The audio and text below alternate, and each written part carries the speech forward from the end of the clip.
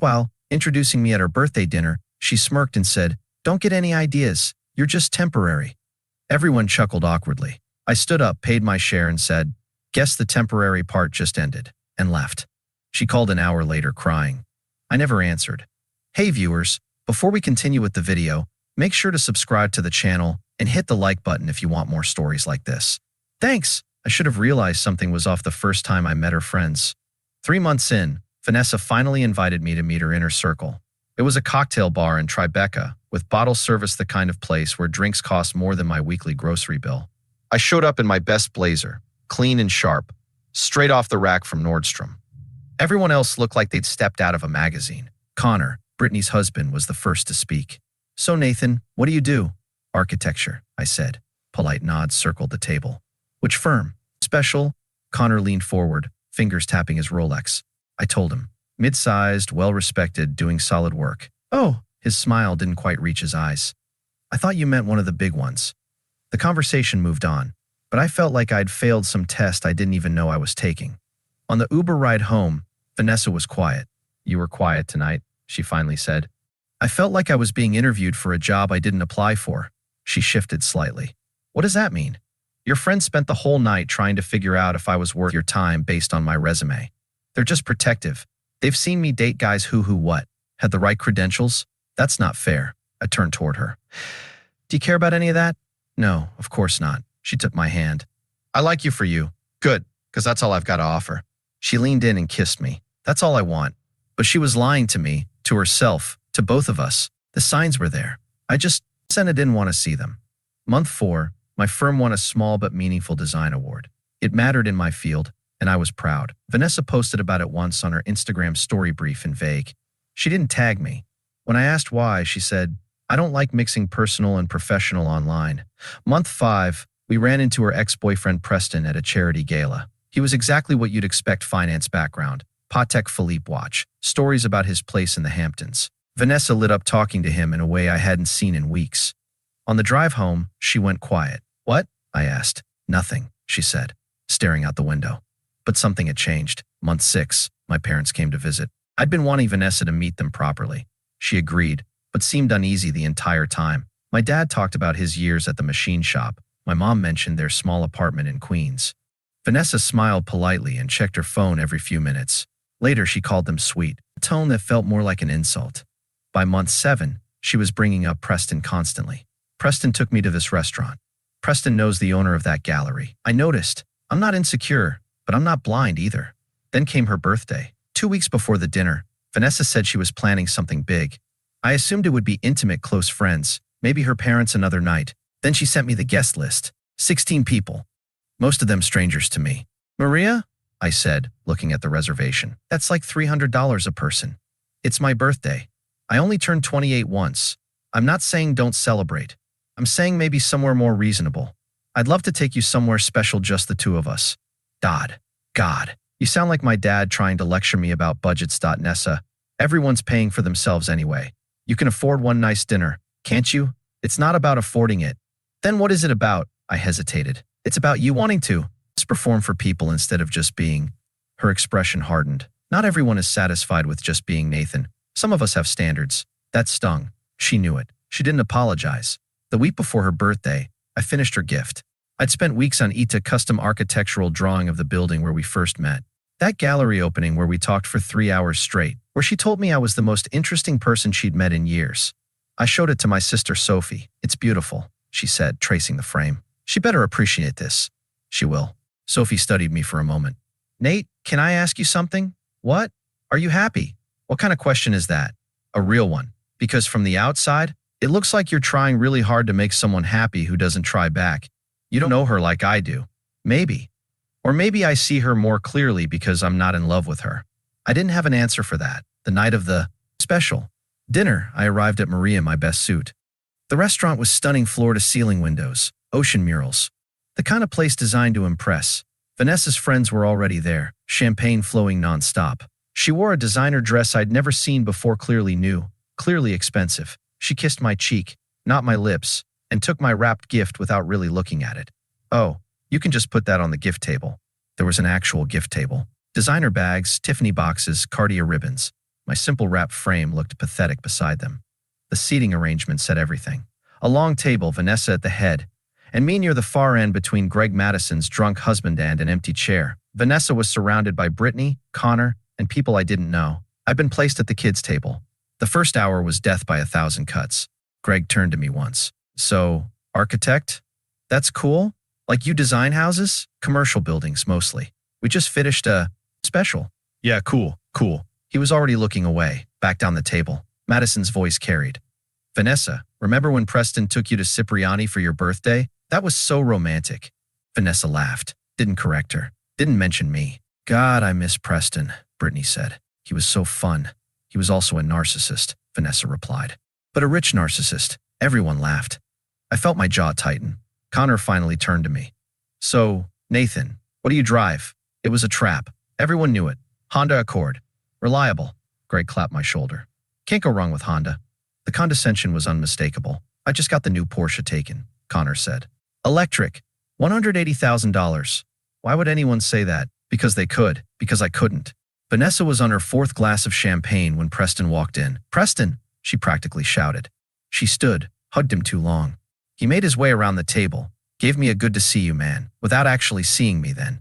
Special, took the empty seat next to Vanessa. I watched them talk. She was animated, touching his arm, laughing too loudly. She hadn't looked at me in over an hour. Dessert was being served when Brittany stood, raising her glass. Okay, speech time. Everyone groaned, good-naturedly. I just want to say happy birthday to my best friend, who is gorgeous, successful, and way too good for most of the men in this city. Laughter rippled across the table. But she did bring a date tonight, so let's meet him properly. Nessa, introduce your boyfriend. What we're calling him?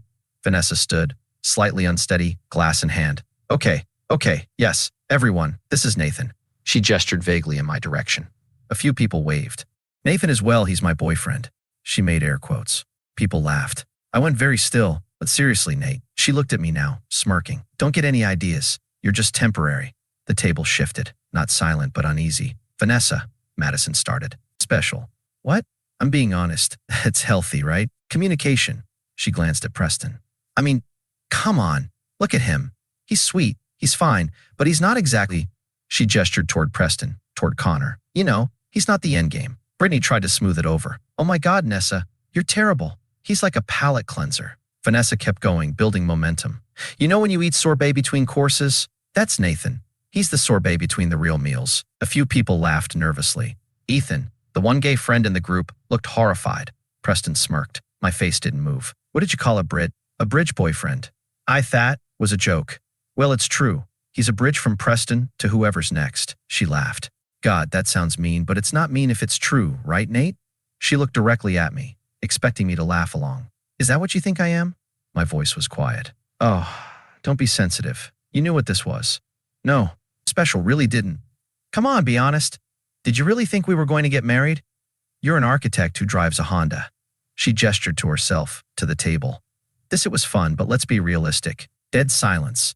Preston smirked. Harsh, someone muttered. I'm just being honest for once. Everyone else is too polite to say it, but we're all thinking it. Ethan set his fork down. Vanessa, stop. What? He's a grown man. He can handle the truth. She turned back to me. Right, Nate? You can handle it. I stood up, calm and controlled.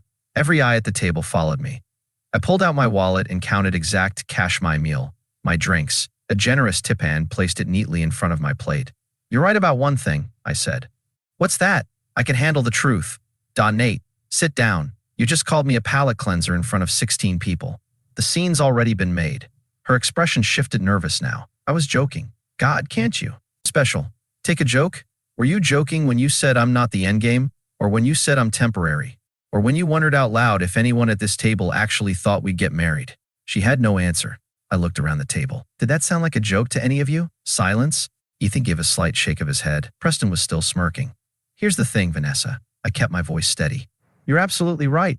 I'm not your endgame because you don't get to decide my endgame anymore. I do, Nathan. Wait. She stood, panic setting in. I spent 8 months trying to be good enough for someone who just announced to everyone here that I never was and never would be. I didn't say that. Yes, you did. You just didn't expect me to hear it that way. You expected me to sit here and take it because I'm just temporary and temporary things don't get a say. You're overreacting. I walked over to the gift table and picked up my wrapped frame. I made you something. Spent weeks on it. But you know what? You don't deserve it. Nathan, please. I looked at her one last time. She was crying now, mascara running. Guess the temporary part just ended. I turned back to the table. Enjoy your dinner. I walked out. No rush, no slam doors. I just left. I sat in my car in the parking garage for 20 minutes. Hands on the wheel, breathing. I wasn't crying. I wasn't angry, just clear. I unwrapped the gift I had made for her. The architectural drawing really was beautiful, detailed, precise hours of work. I'd keep it for myself. I drove to Marcus's apartment.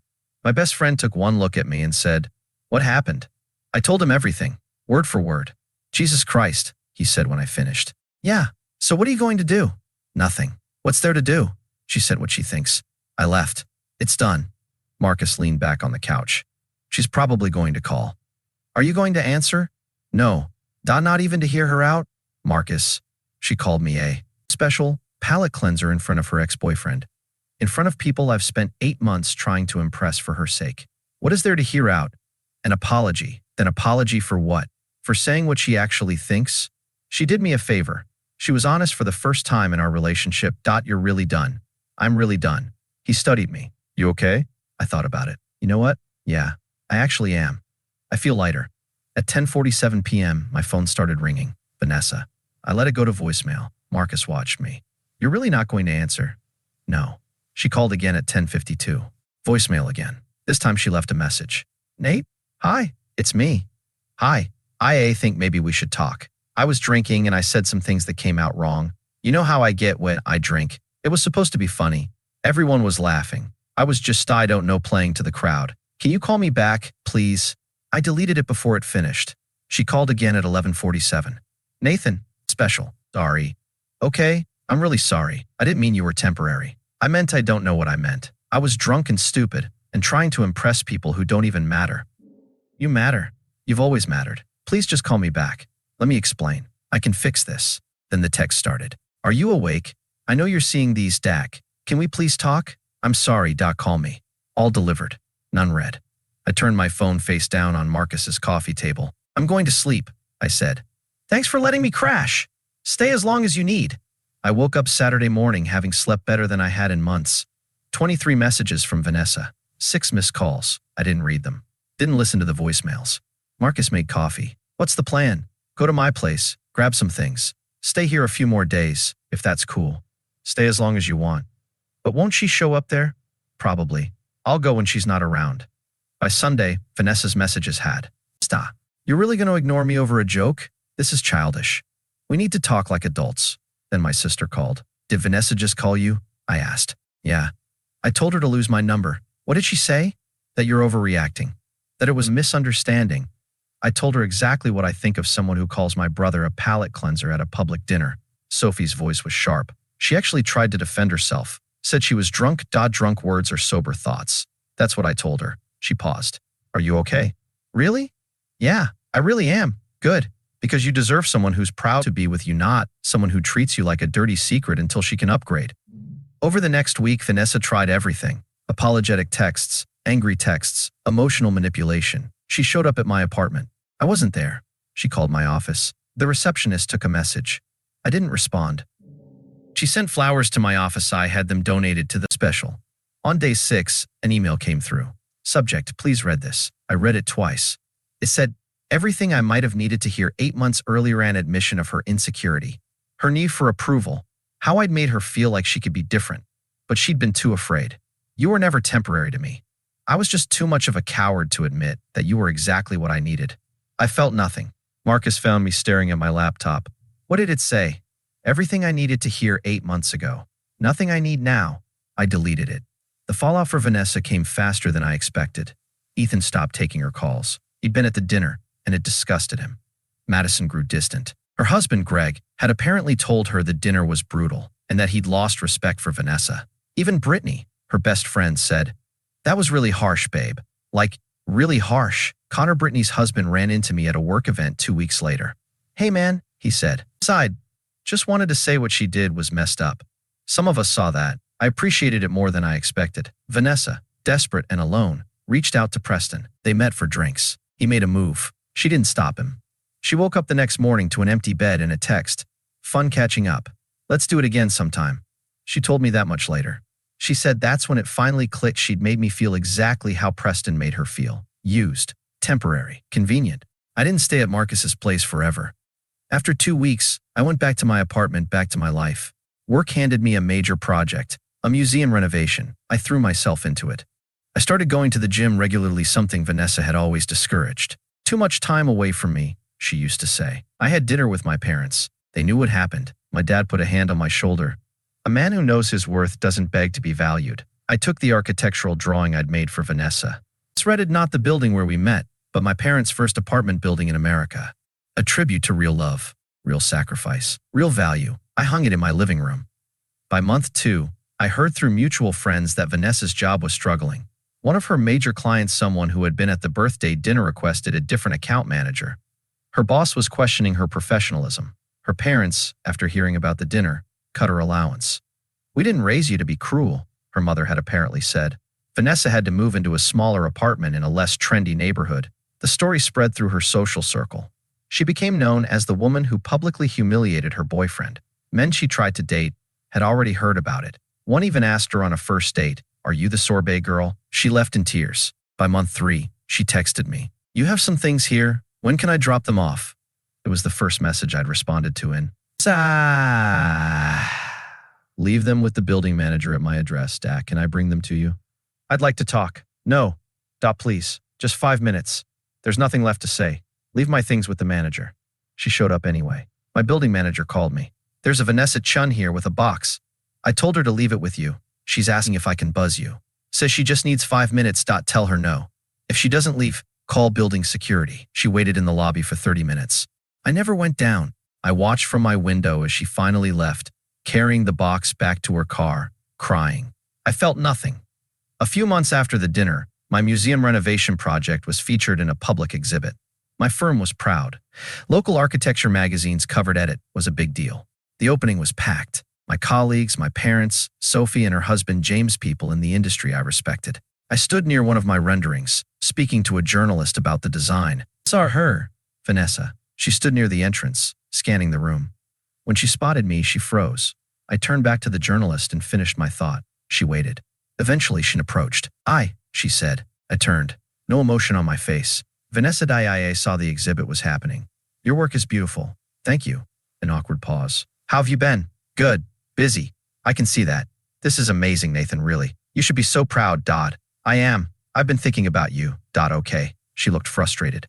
"That's it? Just okay? What do you want me to say?" "I don't know. Something. Anything. You were with me for 8 months, and now you look at me like I'm a stranger. Vanessa. You called me a palate cleanser at your birthday dinner. What did you expect would happen? I expected you'd let me apologize. I've tried for months, and I heard you. I read your email. I got your messages and I ignored them. Yes. Why? Because an apology doesn't undo what you said. It doesn't change what you actually think of me. I don't think that anymore. I was wrong." I looked at her, really looked at her. "You weren't wrong, Vanessa. You were honest. For the first time in our relationship, you said what you really felt. I'm just sorry it took you getting drunk at your birthday dinner to do. That's not fair. People say stupid things when they're drunk. Drunk words are sober thoughts. God, everyone keeps saying that." She was crying now. "Because it's true. You said I wasn't the end game, that I was temporary, that I'm not the kind of guy you end up with. I was trying to impress people who don't matter. But they matter to you more than I did. And that's fine, but I'm not going to be with someone who's ashamed of me." I wasn't ashamed of. Yes, you were. You seated me at the end of the table. You barely spoke to me all night. You compared me to Preston in front of everyone. You told 16 people I was a placeholder until someone better came. Special. Along. I know. Her voice broke. "I know I did. And I've regretted it every day since. I believe you. Then why won't you give me another chance?" "Because I don't want one." She looked like I had slapped her. You don't? No. I spent 8 months trying to be good enough for you, trying to fit into your world, trying to impress your friends, and the whole time, you were embarrassed by me. That's not true. You never posted a photo of us. You forgot to invite me to things. You made excuses for why I couldn't meet your parents properly. Every time we were around your friends, you introduced me like I was your assistant or something. I'm different now. Maybe you are. But I'm different too. I'm not the guy who accepts being someone's secret anymore. I'm not the guy who waits around hoping to be good enough. You were always good enough. Then you should have treated me like it. She was crying openly now. So that's it? We're just done? We've been done since your special birthday. You just didn't realize it because I stopped responding. I love you, she said, desperate. I paused, then answered gently. No, you don't.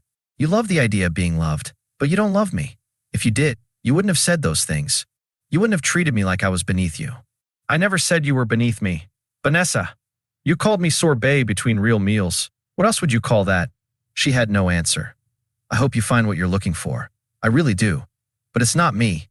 Doppel's I have to get back to my family. Take care of yourself. I walked away. Nathan, she called after me. I kept walking. Sophie saw Vanessa, gave her a cold look, and slipped her arm around me. I glanced back once. Vanessa stood alone in the crowded gallery, watching me laugh with my family. She finally understood. She had someone who loved her and she destroyed it for people who never cared. I went back to my parents. My mom touched my arm. Was that her? Yeah? Special. Are you okay? Yeah, I really am. My dad patted my shoulder. Good man, the exhibit went on. I stayed present, engaged, celebrating something I was genuinely proud of, surrounded by people who were proud of me. I didn't think about Vanessa at all. I'd moved on not to someone new, but to myself, and that was enough. Thanks for watching. Make sure to subscribe to the channel and hit the like button. What do you think about this story? Share your thoughts in the comments.